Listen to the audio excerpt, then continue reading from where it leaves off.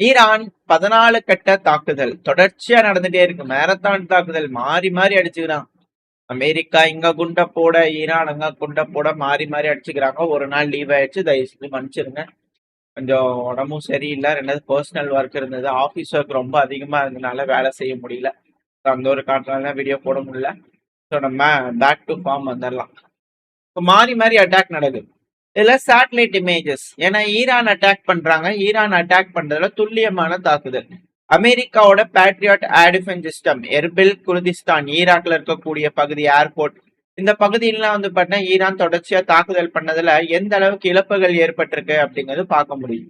So அதோட satellite image வந்து பார்த்தா கன்ஃபார்ம் பண்ணுது அமெரிக்காவோட மிலிட்டரி பேஸ் ராணுவ தளம் அந்த பகுதியில் அங்க இருக்கக்கூடிய ஏர் டிஃபென்ஸ் சிஸ்டம் அழிஞ்சிருக்கு அப்படிங்கிறது ஊர்ஜிதப்படுத்தப்படுது இந்த சேட்டலைட் இமேஜ் வச்சு. அடுத்தது சுலைமனியா, ஈராக்ல கிழக்கு ஈராக்ல இருக்கக்கூடிய ஒரு குர்திஸ்தான் ரீஜன். ஸோ அந்த பகுதியிலேயே ஈரான் அட்டாக் பண்ணதுனால இழப்புகள் ஏற்பட்டிருக்கு, பயங்கரமான தீ விபத்து நடந்திருக்கு அப்படிங்கிற விஷயம். இதுல என்னன்னா சேட்டலைட் இமேஜ் வச்சு கன்ஃபார்ம் பண்ணும்போது பேஸுக்குள்ள அட்டாக் நடக்குது, துல்லியமான தாக்குதல். அமெரிக்கா அட்டாக் பண்றாங்களே, அதுல ஏதாவது நடக்குதா, இழப்புகள் ஏற்படுதா? ஏன்னா அமெரிக்கா அவங்க கிட்ட இல்லாத சேட்டலைட் இல்ல, அவங்க கிட்ட இல்லாத உளவு இது இல்ல. ஏதாவது இருந்ததுன்னா இது போல விட்டுருக்கணும்ல அப்படிங்கறத கேள்விகள் கேட்கப்படுது.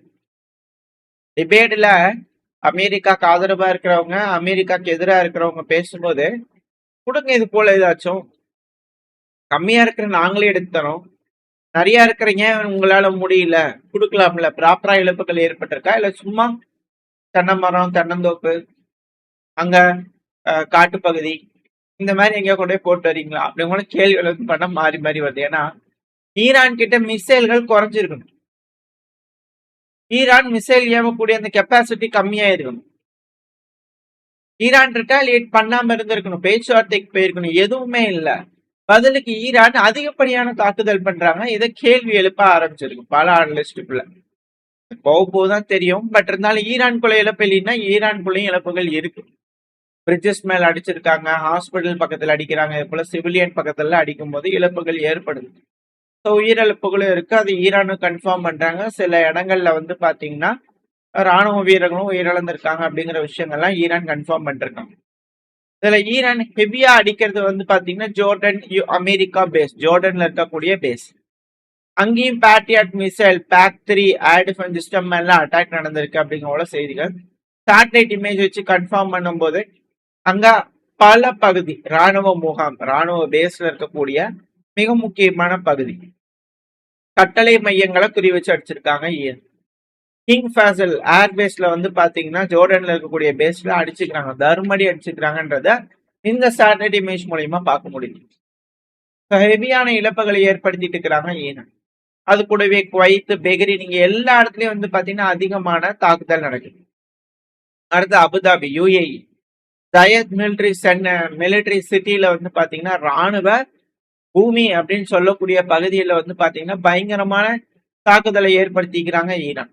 அது இழப்புகளையும் ஏற்படுத்தி இருக்கு, அதுக்கான சேட்டலைட் இமேஜும் வந்துகிட்டு இருக்கு. அது மட்டும் இல்லாம 4 மாசங்கள்ல வந்து பாத்தீங்கன்னா முதல் முறையா அமெரிக்காவோட பேஸ் சவுதி அரேபியாலே அடிச்சிருந்தாங்க. இது போல தொடர்ச்சியா பல பகுதிகளையும் அட்டாக் பண்ணிட்டு இருக்காங்க ஈரான். ஈரான் மட்டும் இல்ல, யமன் ஹவுதிஸும் வார்னிங் பண்ணிக்கிறாங்க சவுதி அரேபியாக்கு, அதோட நிறுத்திக்கப்பா, நீ அடிச்சா நாங்க அடிச்சாச்சு, இதுக்கப்புறம் ஏதாவது பண்ணினா கண்டிப்பா ரிட்டாலியேஷன் ரைட் இருக்கும். யார் சொல்றா? யமன் ஹவுதிஸோட தலைவர் சொல்றாரு, மாலிக் அபல் மாலிக் அவர்கள் வந்து பண்ண வீடியோ பதிவுகள் பண்ண, நாங்க வார்னிங் கொடுக்குறோம், சவுதி அரேபியா எஸ்கலேஷன் பண்ணீங்கன்னா அதே கேர்பையா அடி விழும். சவுதி அரேபியா எங்களோட இன்ஃப்ராஸ்ட்ரக்சர் எடுத்தா நாங்க உங்களோட இன்ஃப்ராஸ்ட்ரக்சர் அடிப்போம், எங்களோட போர்ட் அடிச்சீங்கன்னா நாங்க உங்க போர்ட் அடிப்போம், எங்களோட ஏர்போர்ட் அடிச்சீங்கன்னா நாங்க உங்களோட ஏர்போர்ட் அடிப்போம். இதெல்லாம் லீகல் ரைட்ஸ். ஸோ அதனால வந்து பாத்தீங்கன்னா இல்லீகலா எக்கனாமிக் சாங்ஷன் போடுறது, பிளாக்கேடு போடுறது, இந்த வேலையில இதுக்கு மேல நீங்க வச்சுக்காதீங்க. நீங்க பண்ணீங்கன்னா நாங்க பதிலுக்கு பண்ணுவோம். நீங்க சனாவை தொட்டா ரியாத் அடிப்போம், கேபிட்டலுக்கு கேபிட்டல் ஸ்ட்ரைக் கேட்குறாங்க யமன் ஹவுதிஸ்.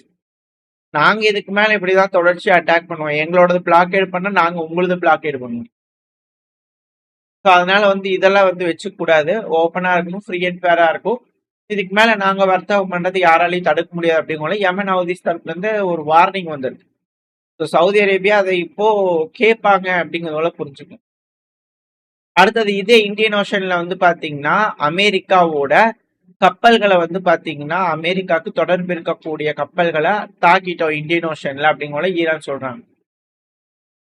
அமெரிக்காவோட சப்ளை ஷிப்பா இருக்கலாம் அப்படிங்கிறத, ஏன்னா போர் இருக்கும் இல்லையா, அப்படி சண்டை நடந்துட்டு இருக்கும் போது அவங்களுக்கு ஆயுதங்கள் இதெல்லாம் ஏவி இருப்பாங்க, தீர்ந்துருக்கும், அதெல்லாம் ரீஃபில் பண்ணும். இப்ப அந்த கப்பல்களுக்கு கொண்டு போய் கொடுக்கக்கூடிய கப்பல்கள் மேல அடிச்சுட்டாங்க அப்படிங்கிற செய்திகள் வருது. 2 கப்பல்கள் மேல தாக்குதல் பண்ணிக்கிறாங்க, ஆன்டிஷிப் மிசைல் ஏவி விட்டுருக்காங்க. இது எந்த அளவுக்கு இழப்புகள் ஏற்பட்டிருக்குன்றது அமெரிக்க தரப்புல இருந்தோ இல்ல சேட்டலைட் இமேஜோ ஏதாவது இருந்ததுன்னா அடுத்த பேர்ல பார்க்க ஆரம்பிக்கும். ஈரான் ரெஸ்பான்சிபிலிட்டி எடுத்திருக்காங்க, ஆபரேஷன் தண்டர் போல்ட்னு சொல்லிட்டு. ஆக்சுவலா ஈரான் சவுதி அடிக்கிறாங்க, 4 மாசம் எல்லாமே படிக்கிறாங்க. காரணம் என்ன, ஏர்போர்ட் அடிச்சாங்க சனால. இப்போ பதிலுக்கு வந்து பாத்தீங்கன்னா அங்கே எஸ்கலேஷன் நடக்கும். இது போல கல்ஃப் நாடுகள் முழுவதும் வந்து பாத்தீங்கன்னா ஈரான் ஆளுமையை செலுத்திக்கிட்டு இருக்காங்க. பல கல்ஃப் நாடுகளும் போருக்குள்ள வராங்கன்னா இந்த கல்ஃப் யுத்தமா கொஞ்சம் கொஞ்சமா மாறிட்டு இருக்கு அப்படிங்கிற அச்சங்கள் பல அனலிஸ்டுக்குள்ள இருக்கு. கல்ஃப் நாடுகள் ரிட்டாலியேட் பண்ணிட்டு இருக்காங்க இல்லையா, அங்கிருந்து அடிக்கிறாங்க இல்லையா ஈரான. அமெரிக்கா பாத்துக்கோங்க அப்படிங்கிற சொல்லிட்டு கிளம்பிடுவாங்களா அப்படின்ற அச்சங்கள் இருக்கு. இது மட்டும் இல்ல, அமெரிக்காவோட ரீசப்ளை ஷிப் மேல அடி விழுந்திருக்கும். இது போல அதிகமான அட்டாக் நடக்கிறதுனால அமெரிக்காவோட நேவியும் பின்வாங்கப்படுமா அப்படின்ற கேள்விகள். அட் சேம் டைம் ஈரான் கொள்ளையும் சொல்லியிருந்தோம், பிரிட்ஜஸ்ல அடிக்கிறாங்கன்னு. பந்தார் அப்பாஸ்ல இருக்கக்கூடிய சிராஜ் ரூட்ல இருக்கக்கூடிய பிரிட்ஜ் எல்லாம் வந்து பார்த்தா அடிச்சு சேதம் பண்ணிக்கிறாங்க. அது கூடவே சில பகுதிகளில் அட்டாக் நடக்குது, சேதங்கள் நடந்திருக்கு. ஸோ இது இந்த ஈரான் அதுக்கப்புறம் அமெரிக்கா நடக்கக்கூடிய பிரச்சனை. இந்த இரு நாடுகளும் வந்து பாத்தீங்கன்னா பேச்சுவார்த்தை அப்படிங்கறத இப்போதைக்கு எதுவும் காட்டுற மாதிரி தெரியல. ஈரான் சைட்ல இருந்து தீர்க்கமா இருக்காங்க, அமெரிக்கா தான் கொஞ்சம் பேச்சுவார்த்தை அப்படிங்கிற சொல்லிட்டு இருந்தாங்க. பட் ஆனா ஈரான் வந்து பாத்தீங்கன்னா இதுக்கப்புறம் இருதரப்புலையும் பேசுறது தான் டீலு, ஒரு சைட்ல மட்டும் பேசுறது போல டீல்ல இதுக்கப்புறம் இருக்காது அப்படிங்கறத தெளிவுபடுத்திக்கிட்டு இருக்காங்க. அமெரிக்கா எந்த அளவுக்கு இதுக்கப்புறம் வரக்கூடிய டீல்களை விட்டு கொடுக்க போறாங்க, ஆல்ரெடி இருக்கக்கூடிய டீலையே ஃபுல்ஃபில் பண்ண முடியல. ஸோ ஆல் ஃப்ராண்ட்லயும் பிரச்சனை நிறுத்தணும், போர் நிறுத்தம்ங்கிறது எல்லா ஃப்ராண்ட்லயும் இருக்கணும்.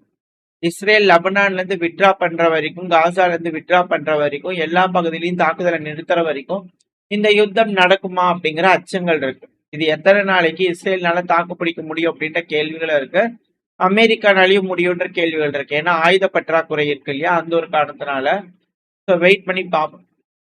இதுக்கப்புறம் வரக்கூடிய தகவல் என்ன வரப்போகுது, அமெரிக்க ஆயுதங்களுக்கு என்ன செய்ய போறாங்க, ஈரான் பதிலடி கொடுக்கறதுக்கு மிசைல்கள் தொடர்ச்சியா வச்சிருப்பாங்களா, இல்ல மிசைல்கள் அவங்க கிட்ட தீர்ந்து போயிருமா, கல்ஃப் யுத்தம் அப்படிங்கிறது போல வருதுன்னா ஈரான் என்ன மாதிரி ரியாக்ட் பண்ணுவாங்க, அமெரிக்கா எப்படி இதுல இருந்து வந்து பாத்தீங்கன்னா வெளியேறுவாங்களா, இல்ல தொடர்ச்சியா உதவிகள் செஞ்சுட்டே இருப்பாங்களா அப்படிங்கறது வரக்கூடிய செய்திகளை வச்சு பார்க்க ஆரம்பிச்சிடலாம்.